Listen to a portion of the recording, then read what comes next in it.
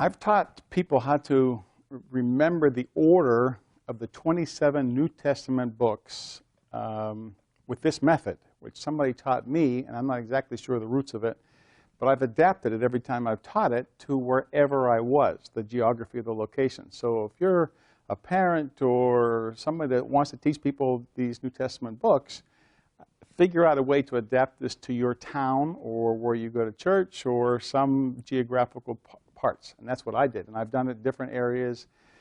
But here's the key components. And I've never drawn visuals before, first time, so I hope you enjoy them.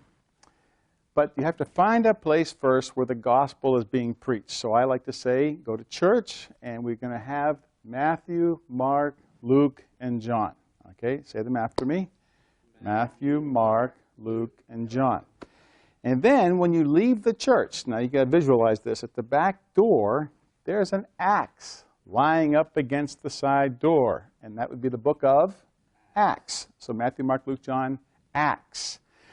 And it was a long, dry service, and so you're going to go to somewhere that sells in some kind of soda or pop, wherever, depending where you live in America, but some kind of dispenser of soft drinks. And there you have a Royal Crown Cola. Now, you don't have Lullos maybe today, but who's had a Royal Crown Cola?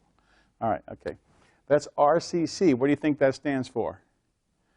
Romans, 1st and 2nd Corinthians, okay? An RC Cola. Or maybe after you're chopping wood, you get a little tired and thirsty, so you get a Royal Crown Cola. See, be flexible and adapt it to your audience. And then after you have your soda and you're walking down the street, there's a giant eating popcorn.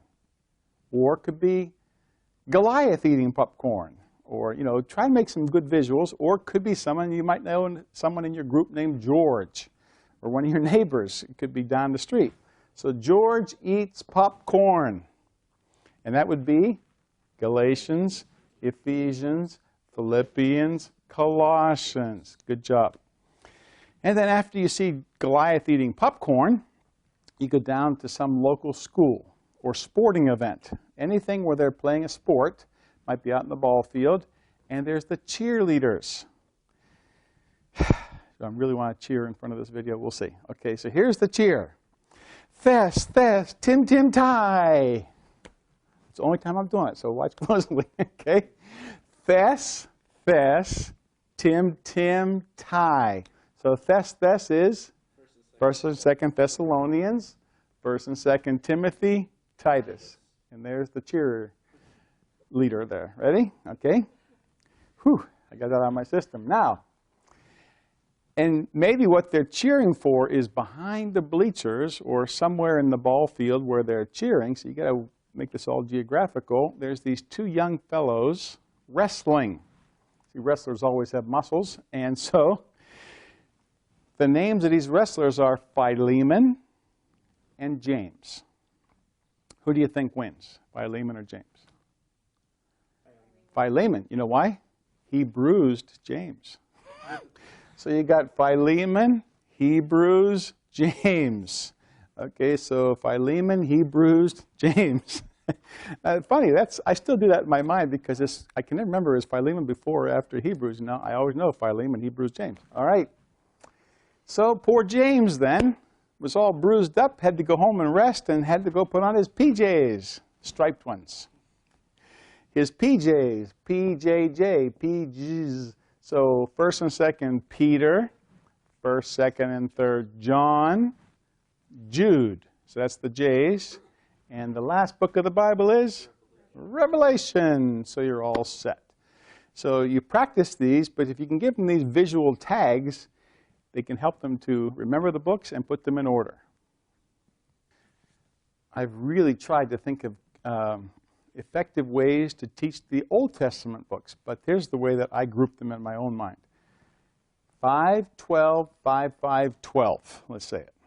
5, 12, 5, 5, 12. The first 5 books are called the Pentateuch, and they're the books of the law, Torah. And then you have the next 12, which is the Samuels, the Kings, the Chronicles, Ezra, Nehemiah, Esther, and this would be the 12 books of history. And then 5 books of wisdom would be Psalms, Proverbs, Ecclesiastes, Song of Solomon. Oh, and Job. And Job would be the first one of the books of wisdom. So this would be the 5 books of wisdom, starting with Job, Psalm, Proverbs, Ecclesiastes, Song of Solomon, and then 5 major prophets. And that's really 4 with like a prayer tucked in there, because you have Isaiah, Jeremiah, but then Lamentations was written by Jeremiah. It's his prayer. And then you have Ezekiel and Daniel. Now, I don't know that they're more important than Hosea, Zechariah, but they are a lot longer. So these are the 5 major prophets. And then you get the 12 minor prophets. Ready? Okay. What does this add up to? I don't know if you've ever seen some of the math here. If you add these numbers up. 39 books in the Old Testament. And 39. So like this, 39. But guess what? What's 3 times 9? Oh, that's how many books in the New Testament. And when you add these 2 up, you get 66. Which is interesting because if you ever look in the book of Isaiah, Isaiah has 66 books. And it's almost the same division, so much so that people used to say there was 2 different Isaiahs. I don't believe that. I believe there's one Isaiah. But through, I think, chapter 39, it changed a little bit because the first verses of chapter 40 are comfort ye, my people. So like the last 27 books are different than the first 39. It's like a mini Bible within the thing. So maybe that'll help you learn your Old Testament books. Let's see if I can say them now, and you can help me. You ready? Genesis, Exodus, Leviticus, Numbers, Deuteronomy. That's the first 5.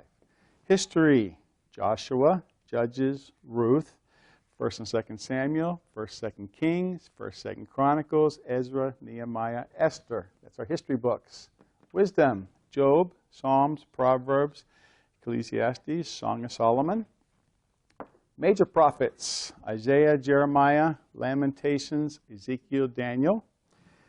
My wife had cats she named. That's how she remembered them. But anyway, Hosea, Joel, Amos, Obadiah, Jonah, Micah, Nahum, Habakkuk, Zephaniah, Haggai, Zechariah, Malachi. Good job, Steve.